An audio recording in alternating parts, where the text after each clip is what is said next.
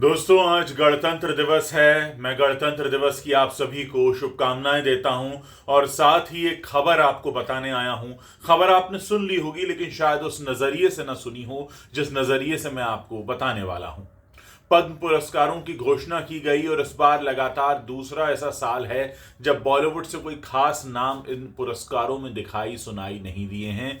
सोनू निगम का नाम है पद्मश्री के लिए और एसपी बाला सुब्रमण्यम साहब का नाम है जिन्हें मरणोपरांत ये पुरस्कार दिया जा रहा है। लेकिन ये साल ऐसा दूसरा साल है जब सरकार ने पद्म पुरस्कारों के लिए बॉलीवुड के लोगों का नाम कंसिडर नहीं किया है। आप सभी जानते हैं, पिछले करीब 1.5 साल से भी ज्यादा का वक्त होने को आया है जब से लोग बॉयकॉट बॉलीवुड कह रहे हैं और लोगों की ये जो मंशा है, लोगों की ये जो इच्छा है, लोगों की ये जो भावना है, ये अब सरकार तक भी पहुंची और सब जानते हैं कि बॉलीवुड के लोगों का अनुसरण कोई नहीं करना चाहता, क्योंकि बॉलीवुड ने नेपोटिज्म को काफी हद तक बढ़ावा दिया है और बॉलीवुड में तमाम तरह की खामियां जो निकल कर सामने आई, चाहे वो ड्रग कार्टेल वाला केस हो या उसके बाद लगातार तेजी से सामने आते हुए सच हो, कहीं ना कहीं इस देश दुनिया ने इस बात को फिर से समझ लिया है कि बॉलीवुड में ऐसे लोग नहीं हैं जिनका अनुसरण किया जा सके।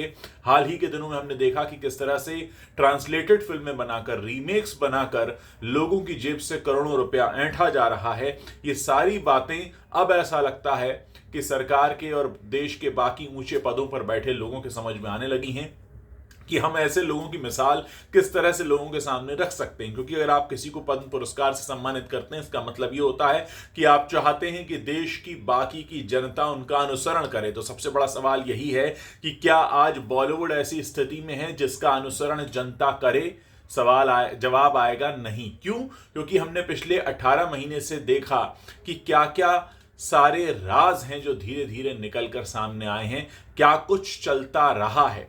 दोस्तों, मैंने हमेशा अपने प्लेटफॉर्म पर सोशल मीडिया करेंसी की बात की, आपको बताया है कि आप किसका अनुसरण कर रहे हैं, पहले ये चेक कर लें कि वो व्यक्ति फॉलो करने योग्य है भी या नहीं। और धीरे धीरे आपने मेरे साथ इस जर्नी में ये भी जाना कि सोशल मीडिया करेंसी इतनी उपयोगी करेंसी है कि इसके जरिए आप अपना मत व्यक्त करते हैं, आप अपनी बात व्यक्त करते हैं। और ये जो आपने अपनी बात व्यक्त करना शुरू किया, आपने अपनी मन की बात कहना शुरू किया, ये अब सरकार के कानों तक भी पहुंचा है और देश में उन ऊंचे पदों पर बैठे लोगों के कानों तक पहुंचा है कि देश की जनता बॉलीवुड को पसंद नहीं करती। और इसके लिए जिम्मेदार कौन है? खुद बॉलीवुड जिम्मेदार है, क्योंकि बॉलीवुड में बहुत कुछ ऐसा चलता रहा जिसकी वजह से आज ये स्थिति है कि लगातार दूसरे साल पद्म पुरस्कारों के लिए बॉलीवुड से कोई नाम नहीं आया है।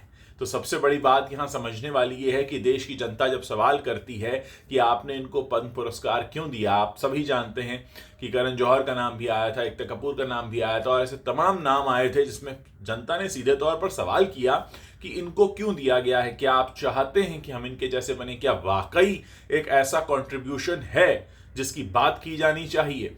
सभी जानते हैं कि किस तरीके से पूरे समाज में गंदगी फैलाने के लिए एक हद तक बॉलीवुड को जिम्मेदार माना गया, बार बार सवाल उठे और अब ऐसा लगने लगा है कि बॉलीवुड उस दौड़ से बाहर हो गया। दोस्तों, ये वही बात है जो मैं अपने मंच पर कहता रहा हूं कि बॉलीवुड अब अपनी हालत खराब कर चुका है, खुद वो स्थिति खो चुकी है बॉलीवुड की जो एक वक्त में हुआ करती थी। वो स्टार वर्शिपिंग का दौर था, वो जो जनता आंखें बंद करके इनके पीछे चला करती थी, अब वो सब खत्म हो चुका है। और ये एक नया भारत है, एक नया भारत है जो दक्षिण भारतीय फिल्मों का हिंदी रीमेक देखता है।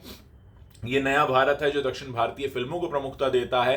ये नया भारत है जो कहता है भारतीय सिनेमा सिर्फ बॉलीवुड तक सीमित नहीं है, भारतीय सिनेमा का मतलब अन्य भाषाओं की फिल्में भी है। दोस्तों, एक बहुत बड़ा बदलाव ये आ रहा है और बहुत बड़े स्तर पर आ रहा है। आप सभी जानते हैं कि एक बहुत बड़े स्तर पर देश की जनता का हृदय परिवर्तन हुआ है, क्योंकि वो अब समझ चुके हैं कि उनके सामने जो पेश किया जाता था वो क्या था, असली हीरो कौन है और पर्दे के हीरो कौन है। तमाम बातें आपके सामने आई हैं। हमने देखा पिछले 15 साल में सिर्फ रीमेक्स के बल पर ये इंडस्ट्री सरवाइव करती रही और सरकार से पद्म पुरस्कार भी लेती रही। तो क्या पद्म पुरस्कार क्या सिर्फ अनुवादित फिल्में बनाने के लिए हैं? क्या इस तरह की खोखली संस्कृति को सामने रखने के लिए? तमाम बातें हैं जिनके जवाब अब धीरे धीरे मिलने लगे हैं और हो ये भी सकता है कि बहुत समय तक बॉलीवुड को ये बात समझ में ना आए, लेकिन एक वक्त आएगा जब बॉलीवुड को अपनी गलती का एहसास भी होगा कि किस तरह से उन्होंने देश को और देश की जनता को फॉर ग्रांटेड लिया है।